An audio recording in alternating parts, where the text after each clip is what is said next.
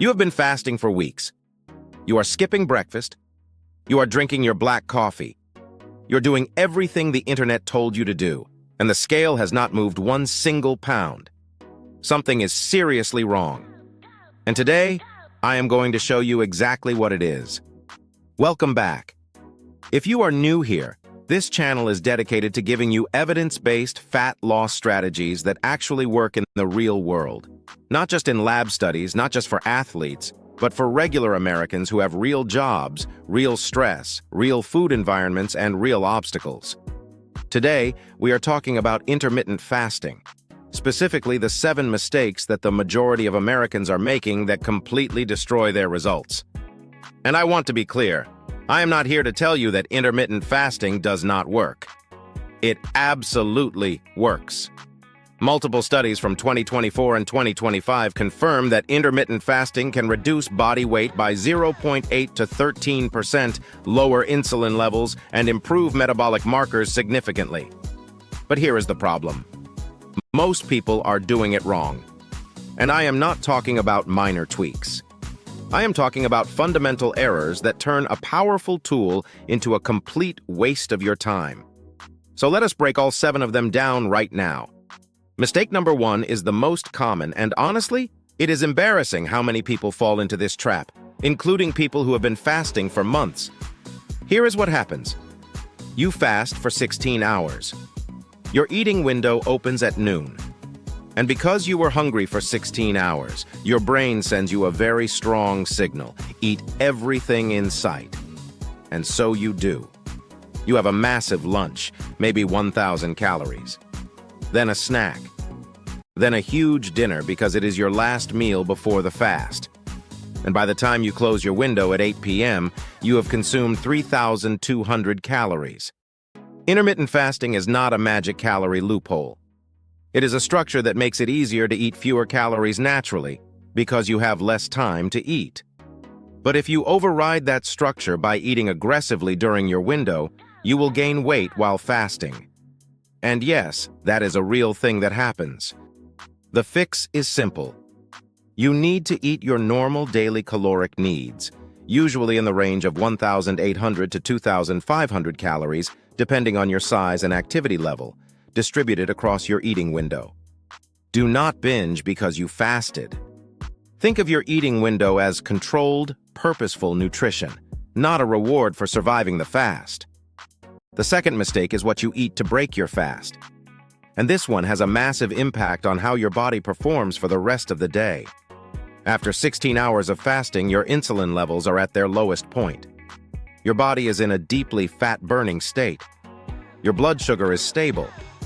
And then, you open your eating window with a giant bowl of cereal, a bagel, a sugary protein shake, or a stack of pancakes. What happens? Your insulin spikes sharply. Your body slams the brakes on fat burning.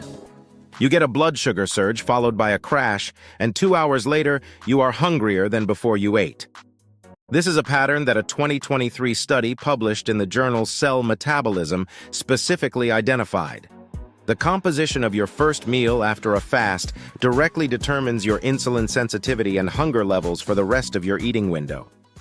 The right foods to break your fast are foods high in protein and healthy fats with low glycemic carbohydrates. Think eggs with avocado and vegetables, grilled chicken with a salad, a piece of wild salmon with olive oil, Greek yogurt with nuts and berries. These foods keep insulin low, extend the fat-burning state, and control hunger for the next 4 to 6 hours. That is how you make your eating window work for you, not against you. Mistake number 3 sounds almost too simple to be this impactful, but I promise you, this single mistake is quietly wrecking the results of millions of Americans who fast. During your fasting window, you are not eating. That means you are also missing a huge source of your daily water intake, because roughly 20 to 30% of our hydration comes from food. On top of that, fasting causes your kidneys to excrete more sodium and water as insulin levels drop, a process that can cause mild dehydration within just a few hours. Symptoms of this dehydration are almost identical to hunger: brain fog, fatigue, headaches, irritability, and strong food cravings. So most people feel terrible during their fast, assume it is hunger, and either break the fast early or white-knuckle their way through feeling miserable, and then associate fasting with suffering. The target during your fasting window is a minimum of 2 to 3 liters of water. You can add black coffee or plain green tea, both of which are fasting safe and actually enhance fat oxidation.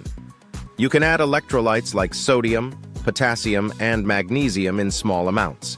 These are fasting safe and will dramatically improve how you feel. What you cannot add is anything with calories. No cream, no sugar, no sweetened drinks of any kind. Even diet sodas are controversial because some research suggests they may trigger an insulin response in certain people. Here is one that almost nobody talks about, and it completely changed my perspective on fasting when I first learned about it. Your sleep is fasting time. Think about it.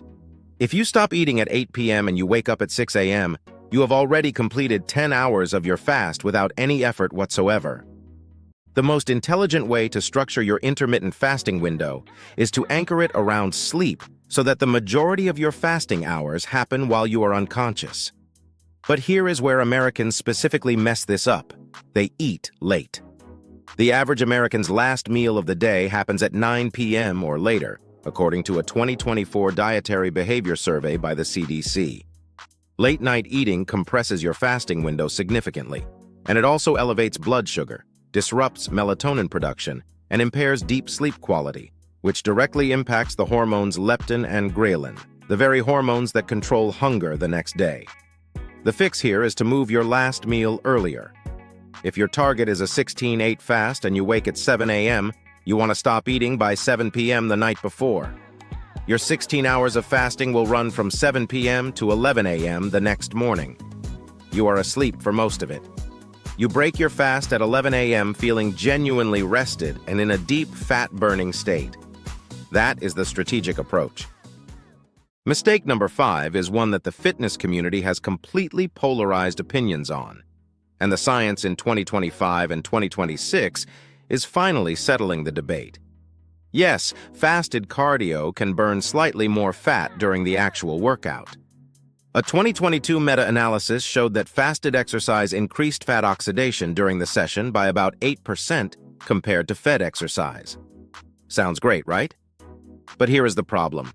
That same meta-analysis found no significant difference in total body fat loss over 12 weeks between people who exercised fasted and those who exercised after eating. And the reason is straightforward.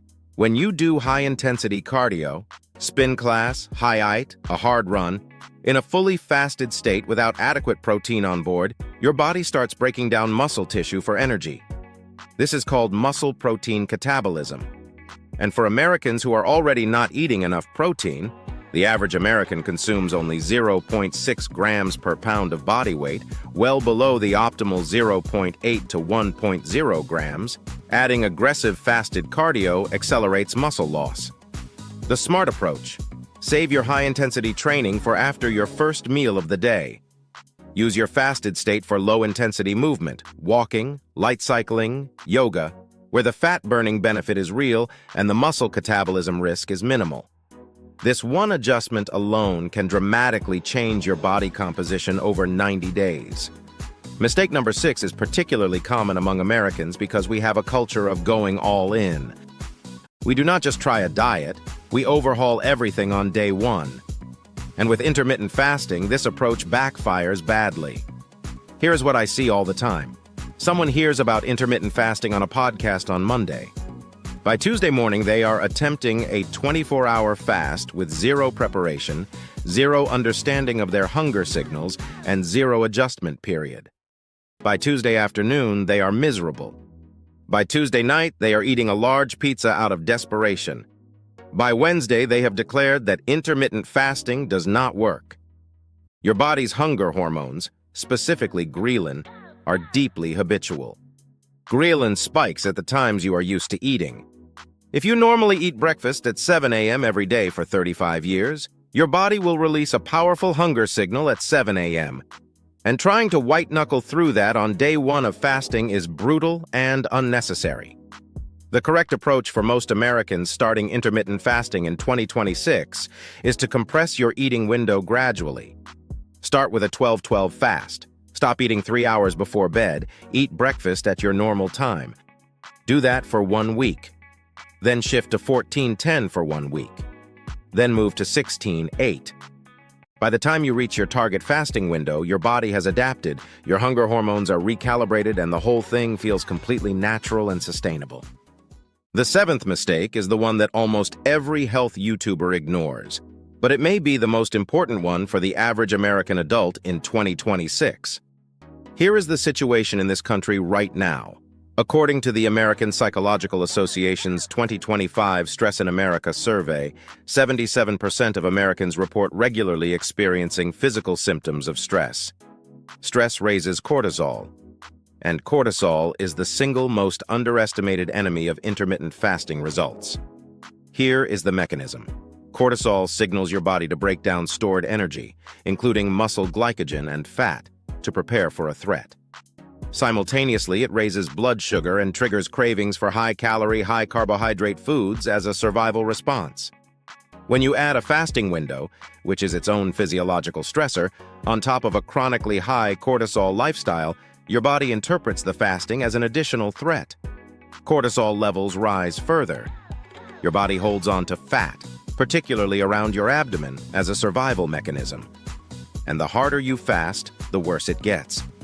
Research from 2024 published in Obesity Reviews found that participants with high chronic stress scores showed 40% less fat loss on intermittent fasting protocols compared to participants with lower stress levels, even when calories and fasting windows were identical. The fix is not just to stress less. I know that is useless advice. The fix is to include concrete cortisol-lowering practices alongside your fasting protocol. 10 minutes of morning sunlight exposure. A daily 20-minute walk, not for fitness but for nervous system regulation. Limiting caffeine after 12 p.m. 7 to 9 hours of sleep. These are not optional soft lifestyle tips. They are metabolic tools that directly determine whether your fasting produces results or not. So let me give you the actual framework that works, the one that accounts for all 7 of these mistakes. Number 1, you eat within your caloric needs, not above them because you earned it through fasting. Number 2, you break your fast with protein and healthy fats, not sugar, not cereal, not a processed snack. Number 3, you drink 2 to 3 liters of water during your fast, with electrolytes if needed.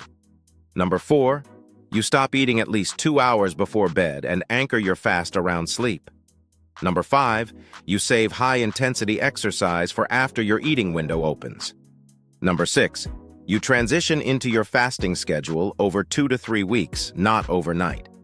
And number 7, you treat stress management as a non-negotiable part of your fasting protocol because the cortisol data is too strong to ignore. When you implement all 7 of these correctly, intermittent fasting becomes one of the most powerful metabolic tools available to you. The research on this in 2025 and 2026 is extremely encouraging.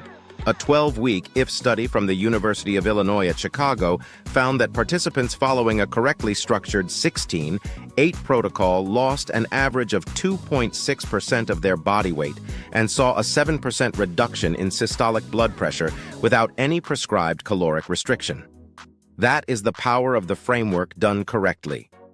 Here is your one action step for today. I want you to identify which of these 7 mistakes you are currently making. Just one. Write it in the comments right now. I'm going to read every single one and reply. Tell me your mistake and your current fasting window, and I will give you a specific adjustment.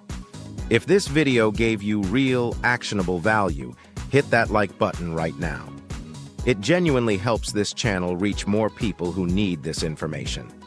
Subscribe if you are not already here, because every single week I bring you the most current, evidence-based health and fat loss content available anywhere on YouTube in 2026.